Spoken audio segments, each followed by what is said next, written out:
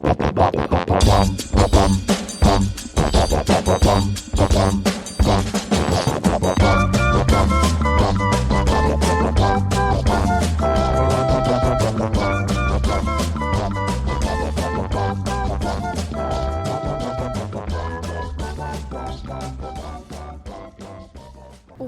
to Amusings with Chelsea and Angie. I'm Chelsea. I'm Angie. So what's up, everybody? What's up? See, normally you say that. I said it. What's up, everybody? Changing the roles here.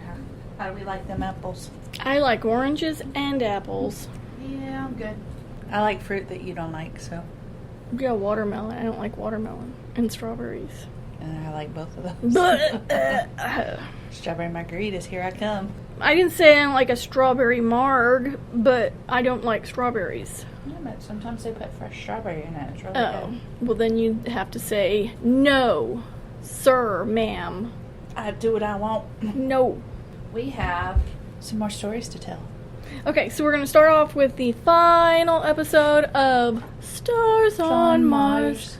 Stars on Mars. William Shatner has the remaining celebranauts, that is Adam, Paul, Kat, Portia, and Tinashe, write down one question for each other in order to help them determine to vote for the final round.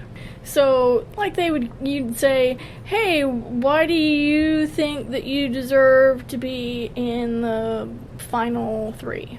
Or, did you play missions to win the mission, or did you have strategy so that you could get to the end?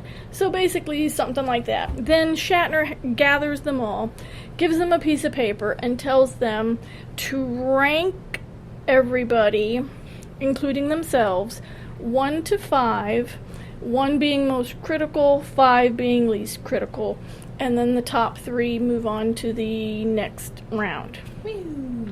So Tinashe, Portia, and Adam make it to the next round, and they all have the same amount of votes. So then Kat and Paul get extracted. Yeah. You get the boot. Now, correct me if I'm wrong. Adam, Tinashe, and Portia are the original crew. Yeah, they had a clique. Yeah. Yep. Because they were Remember like, the clique people. They got to spend the evening, hanging out and chit-chatting, because they also had to record their message that's going to be, if they win, gets sent back to Earth. Ooh. Yeah. So they're like, original 3, yeah, blah. So then the next morning, they have to take the quiz of knowledge. And that includes anything that happened, during their time on Mars, and also reading the HAB manual. Yeah. We know how well that's about to go over. The first one to answer 5 questions correctly gets to go to the next phase. Then the person after that to answer 5 goes, and then the final person gets extracted. And Shatner hits the do not press button, which ends the life support. So they have 5 minutes. So, question 1 was, Mars's 2 moons are named, and then they give you 3 options. I knew that it was Phobos and Deimos. So, yay, I got one.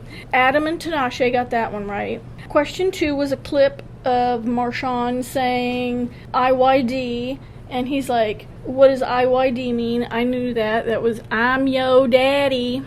All 3 of them got that. Question 3 was, if you walked on Mars without a spacesuit, your blood would, and then the answer was boil. I said freeze. I got it wrong.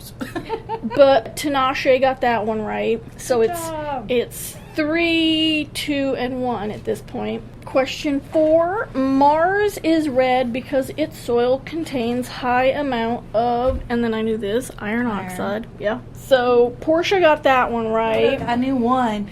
So it was 3, 2, 2. Then question 5, what is the largest crater on Mars? I knew this. It's the Hellas Basin.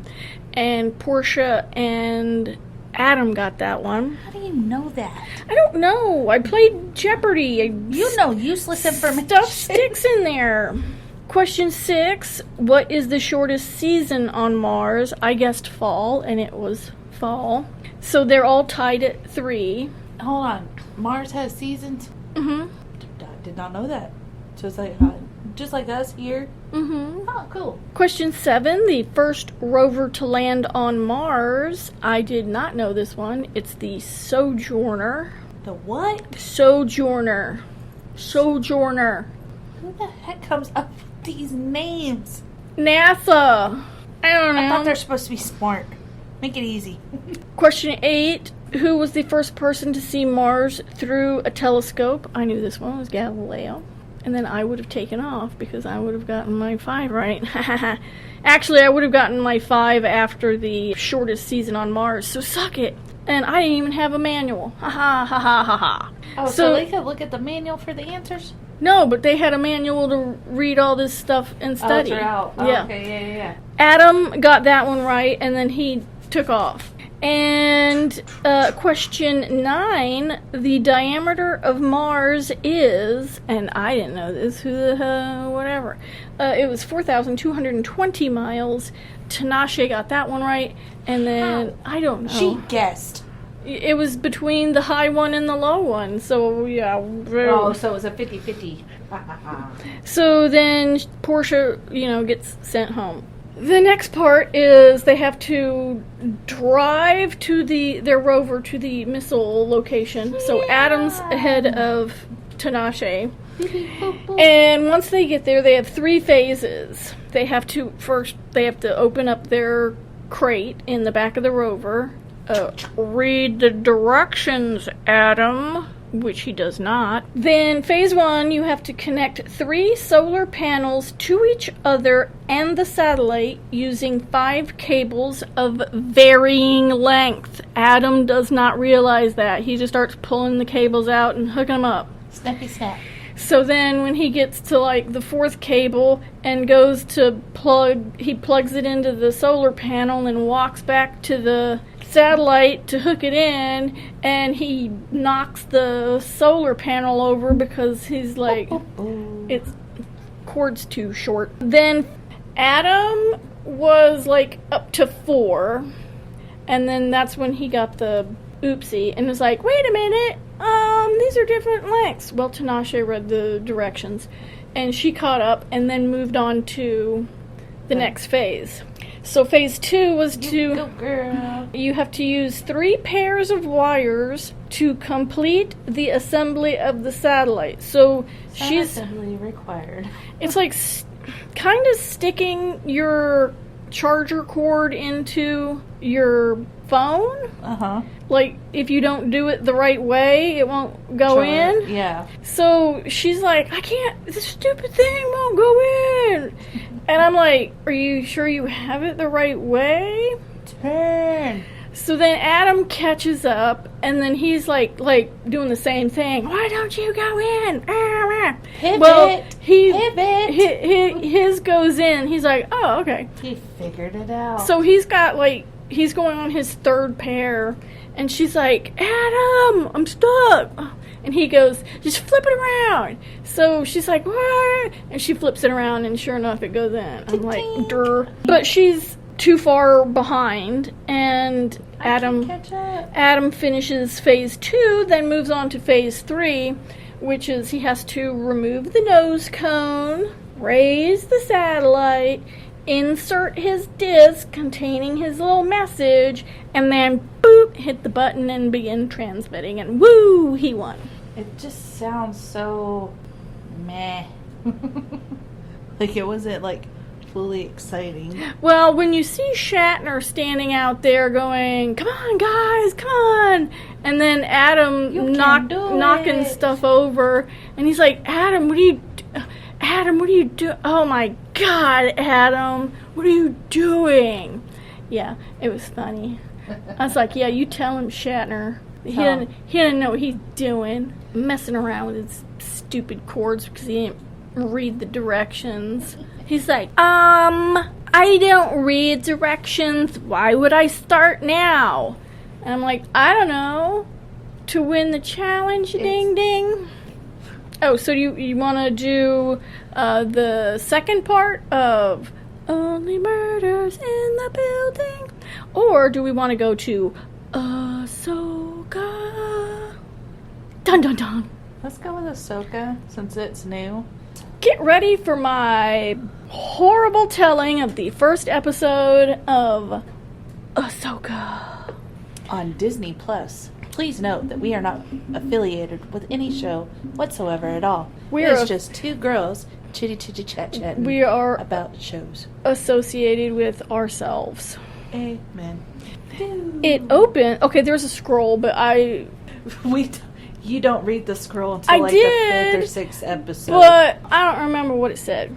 You know how many times I had to rewatch just to fill those? I think it had something about... It's probably about Thrawn, but I'll explain that later. Yeah. Okay, so you have a spaceship coming into a New Republic carrier, and one of the people said, "Oh yeah, so they're claiming to be Jedi," and the commander goes, "Haha, I'll go take care of this," because he likes to, call out fake Jedi and stuff. So these two people walk out in the robes and everything, and he's like, "So you're a Jedi?" And the guy goes, "Yes." And he goes, "Yeah, whatever. Let's see your ID." And then the dude pops out his lightsaber and kills the dude. Whoa. What? Yeah. That's an ID. Yeah. So then they proceed to kill, everybody on the ship. So they're not Jedi. Well, okay. The fact that they're using red lightsabers kind of gave it away. I'm not saying, they're bad. For people that know Star Wars. Yes. They're bad. So then they free Morgan Elsbeth, who was captured by Ahsoka Tano in Season 2 of The Mandalorian. Yep. So that's just a little backstory for anybody that didn't see The Mandalorian. And we do discuss it in our Star Wars episode. Yeah, so you can check that out. The two bad guys are Baylan Skoll, a former Jedi who disappeared at the end of the Clone Wars, and his apprentice, Shin Hati, which, by the way, just looks like Billie Eilish. Okay, I'm just gonna... So then you see Ahsoka Tano, the former apprentice to Anakin Skywalker, and she is standing outside the ruins of a temple. She then uses her two white lightsabers, and then she cuts a hole around her and then drops into the temple below. She solves some weird moving puzzle and then grabs her prize, a golden ball thingy. That's right, very descriptive. Golden ball thingy. Turkey ball. Then she hops back up, and as she does, she's attacked by several robots that want the golden ball thingy. And she destroys one of the robots and wounds one of the other, and then they set their self-destruct. Self-destruct sequence. Oh, yes. And she gets out just in time because her robot assistant, Hu Yang, swoops in and picks her up on the ship. Woohoo! And Hu Yang is voiced by Doctor Number 10, David Tennant. Doctor Who, people. Doctor Who. Yeah. I don't remember Hu Yang on Rebels or Clone Wars. I don't recognize the name at all. I will have to go and look it up. Research. Then Ahsoka contacts General Hera Syndulla from Rebels and tells her that she found the map, which is that golden ball thingy. Apparently it's a map, but doesn't know how to open it. Hera tells her to go to Lothal and talk to Sabine, who is Ahsoka's former apprentice. She also tells Ahsoka that Morgan was freed and shows her the footage of the two lightsaber-wielding people. And that's when Hu Yang says, "Oh, that's Baylan Skoll." Okay, so at the destroyed temple, Morgan shares that she can tell that the map was taken and not destroyed, and she knows because this was the temple of the witches of Dathomir, which are, they're bad. Yeah, they're bad. And that Morgan was one. So Balin sends his apprentice, the Billie Eilish-looking chick, to Lothal to get the map. Retrieve the map. Now, Lothal is the main planet in the show Rebels, but you don't need to know that because we're telling you that it's not really important. The one thing that is important is they have cute little cats called Loth cats. Gosh. Shut up. So on Lothal, there's a ceremony to celebrate their freedom from the Empire.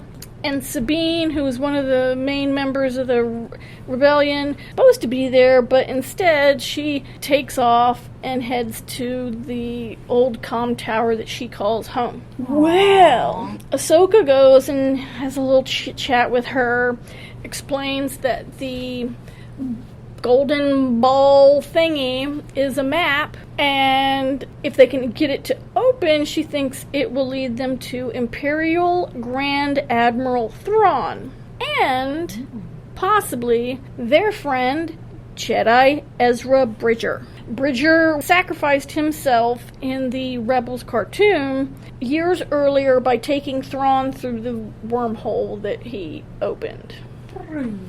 And when they went through, a whole bunch of purgles, which are those big whales that ride the hyperspace, a bunch of those. Very pretty. So Ahsoka leaves Sabine with the golden ball thingy to try to figure out how to open it, and she heads back to the capital. Later that evening, Sabine is messing around with the map and finally gets it to open. Then she goes to make a copy, and then her Loth cat that's in there goes, ah!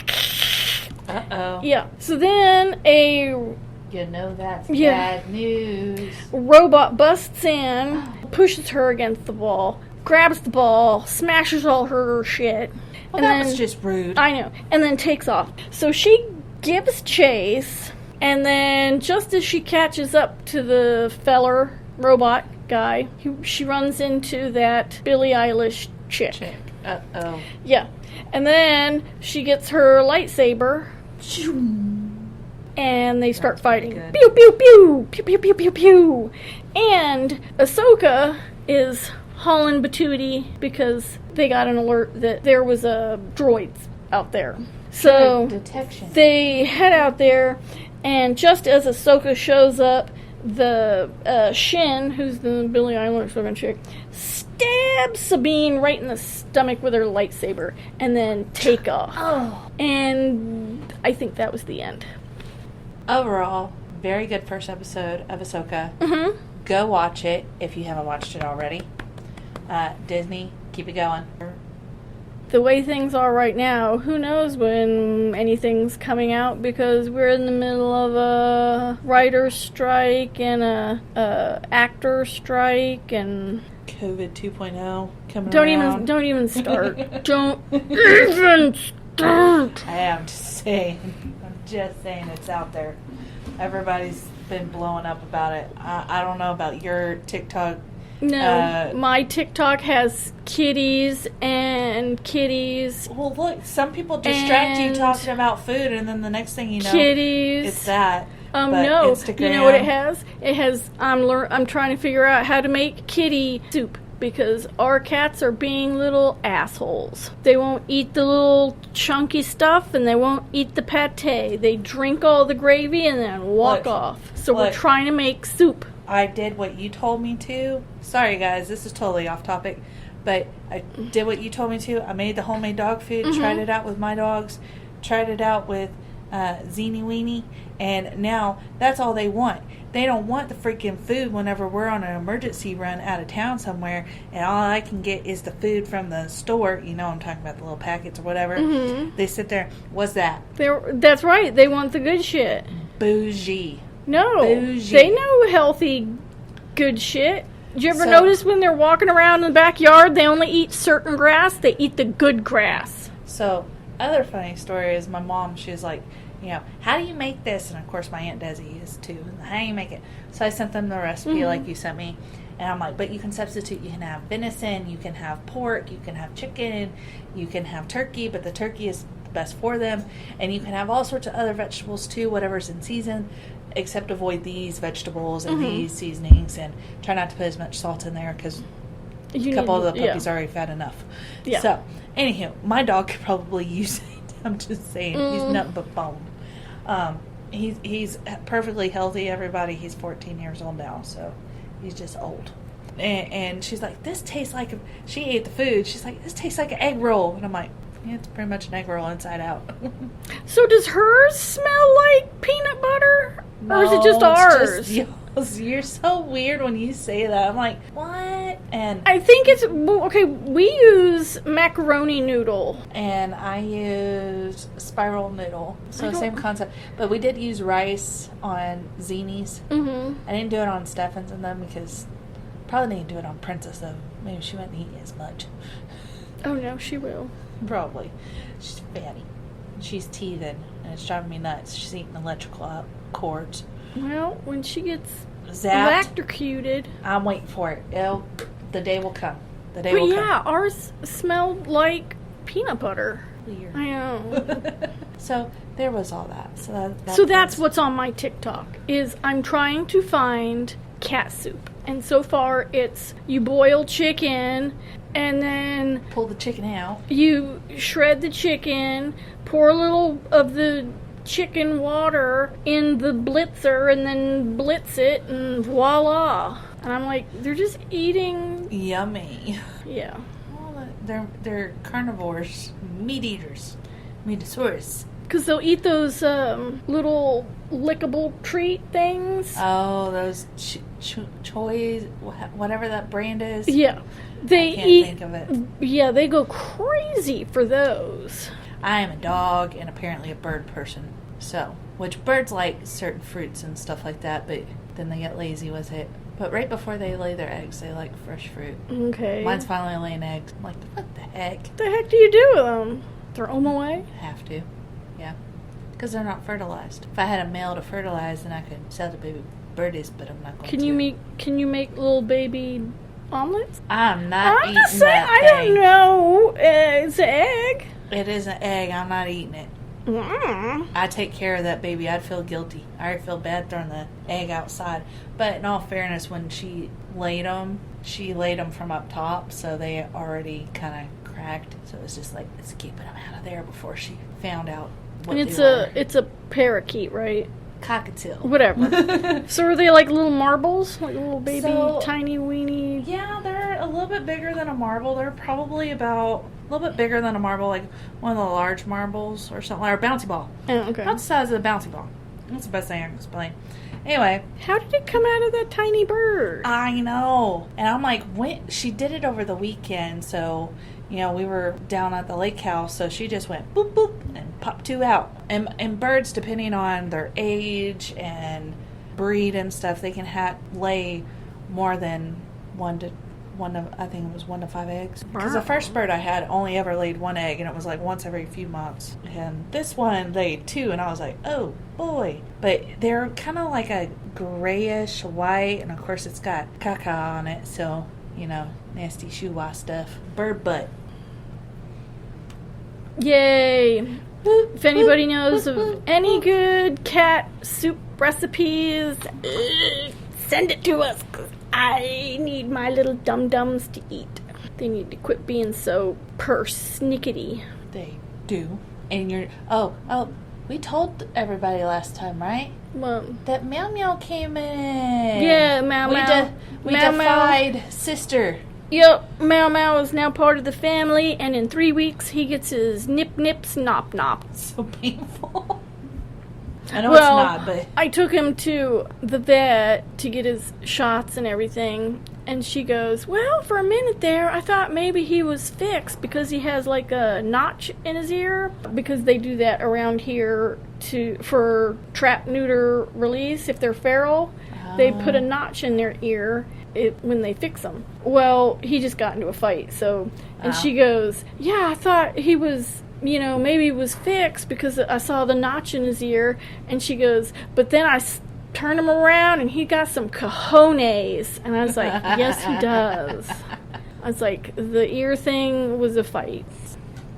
So we'll go back to season 1 of Only Murders in the Building. So I left off with them thinking it was Sting, and it really wasn't. They were able to eliminate him as a suspect.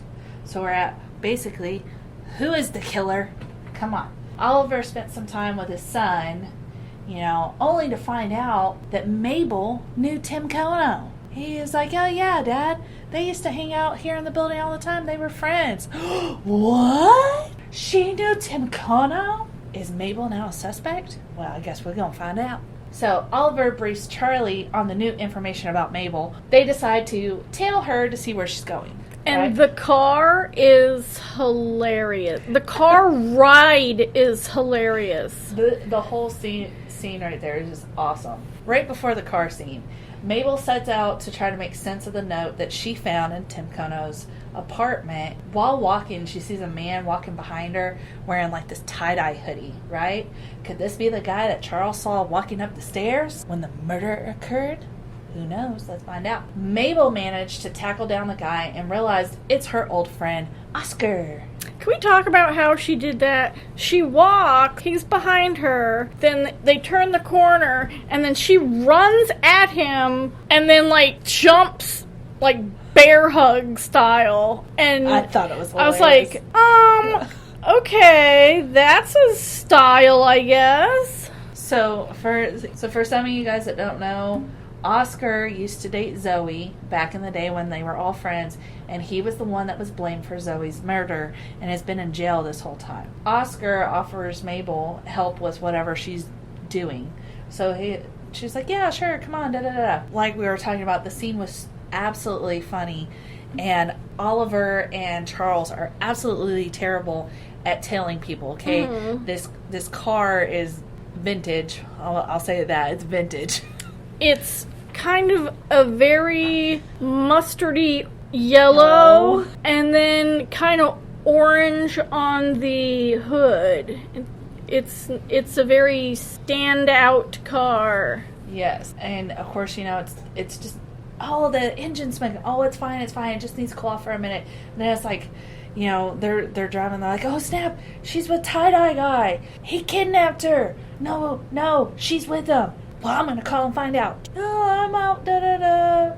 She lied to me. Mm-hmm. The whole thing in together was hilarious. You had to watch it. Going on with that, Mabel ends up at a tattoo parlor, and an old friend of theirs named Tavo is there. Yes. And of course, here comes Oliver and Charles barging in to confront the scene that they think is going on. And Tavo's like, okay, guys, I don't know what's going on here, but y'all want to know about Tim.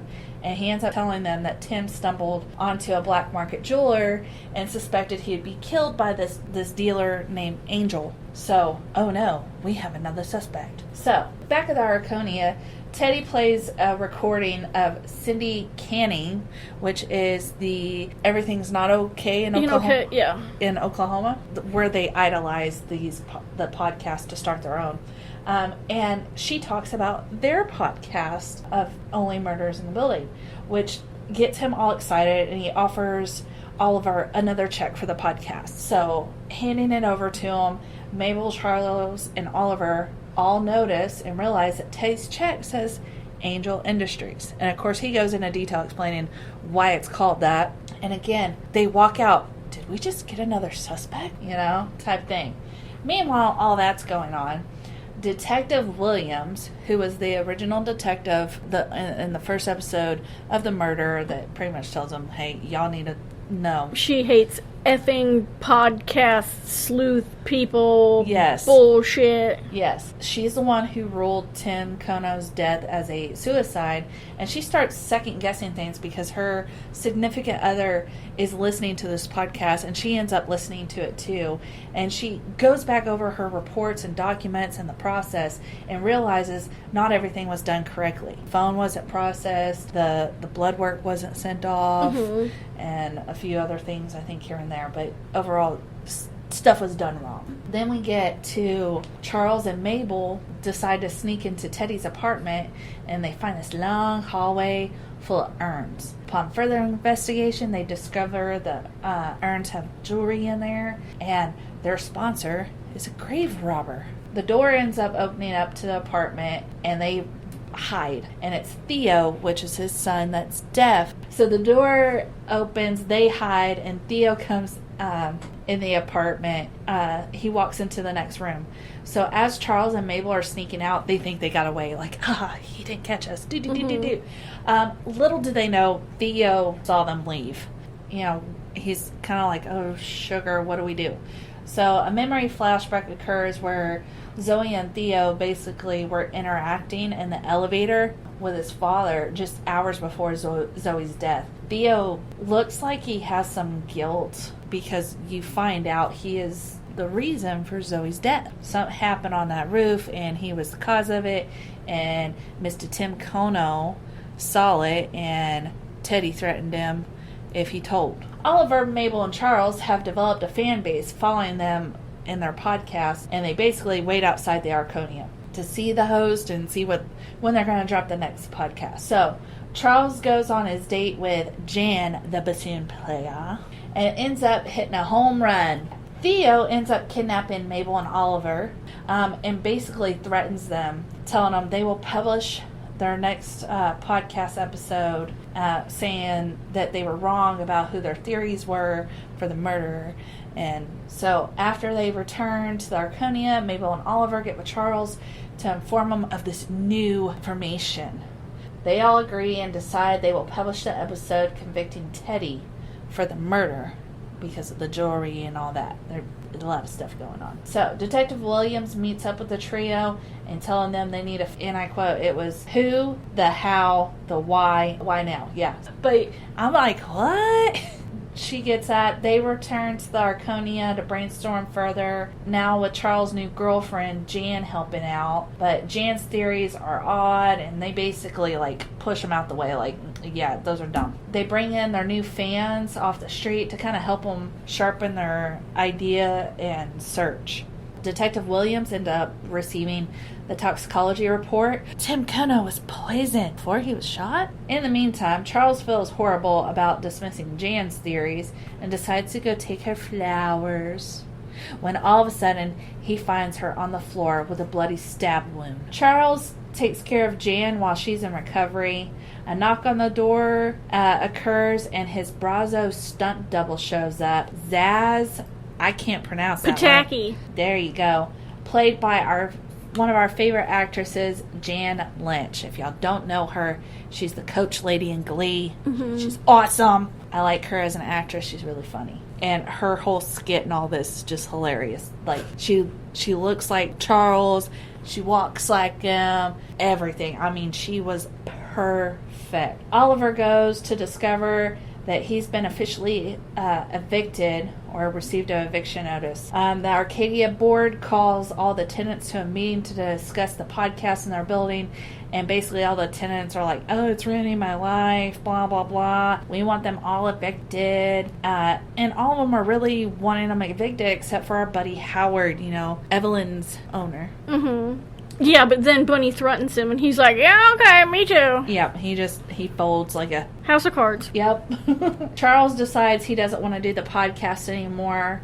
Following behind him, Oliver and Mabel try to change his mind, and they go into his apartment, basically, where Zaz is keeping Jan company. And Zaz randomly suggests that Tim's murderer could have been a crime of passion. And they're like, we never thought about that avenue before. So basically, Mabel and Oliver decide to go question more people because Charles is like, I'm done. I don't want to do this anymore. I just want to spend time with my girlfriend. So they go and ask questions about Tim's extracurricular activities with his neighbors. And they find out that he had somebody. They don't know who, but they heard the lady. They recall some specialty items, is what I'm calling them. Yeah, they go through They go through his sex toys. Specialty items. Whatever. Anyway, they find him in his apartment, and while going through them again, they figured out that they aren't all specialty items, but they are bassoon tools, specifically ones for cleaning. Jan and Tim were sleeping together. She's the only bassoon player in the Arconia, so it's automatically assumed it's her. And other stuff starts to come together, like the matching trash bag, liners, and all that. Meanwhile, Charles is in his own world. He's telling Jan, I'm in love with you. And she's like, oh, I love you too. And he's like, I want to go see you play. And she's like, oh, I really don't want you to go see me play. But he goes anyway and sees that she's not number one chair. She lied. And Charles ends up getting a nosebleed and leaving early. Oliver and Mabel are hurrying to warn Charles of what's going on. And they tell him that Jan's the prime suspect now and tells him why. He doesn't really believe it at first, so he's like, I'm going to ask her about Tim. And she notices the bassoon player cleaner that Oliver and Mabel brought into the apartment, and she's like, oh, did I leave this here? Confirming it was hers. Charles secretly decides to record the conversation to get her to confess that she murdered Tim. So she eventually confesses, obviously. And then Jan poisons the handkerchief she gives Charles, so he ends up inhaling it quickly and becomes incapacitated. The scene again was really, really funny with him after he was like trying to get back up. Yeah. He's like trying to crawl, and then here we go with the elevators again. Up, down, up, down. It was funny. I enjoyed it while Jan's just trying to get away. And she's gonna blow up. Remember, she's gonna blow up the building. Yeah, she's gonna blow up the building, but she was like scurrying away in the process. She was turning all the gas on to the building and all these fireplaces. She's gonna blow it up. After successfully catching Jan, they arrest her for her crimes, right? And then the guys finish the podcast. The trio end up celebrating on the rooftop when they run out of wine.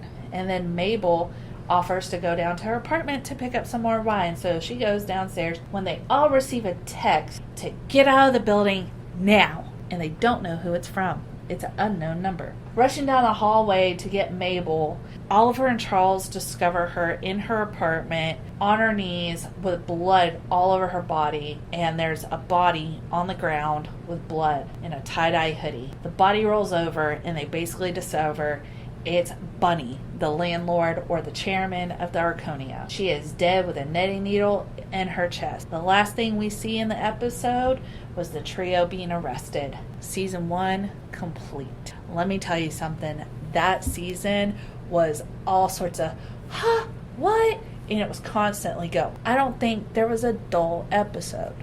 There was even a very cool episode I didn't mention where it's Theo's point of view of the whole thing for the majority of the episode.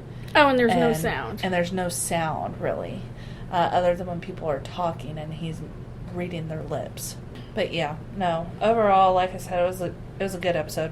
Or season. Sorry, it was a good season. Season 2 was, I thought, just as good, which we'll go down that avenue and talk about it, and then we'll roll right into season 3, because season 3 is currently going on right now. And it's great. Go out there and watch it if you haven't. I'll tell y'all how we're actually heading to a Native American festival in Oklahoma. So we're going to go up to it, and I'll tell y'all all about it when I get back. It's always fun. I enjoy it very much.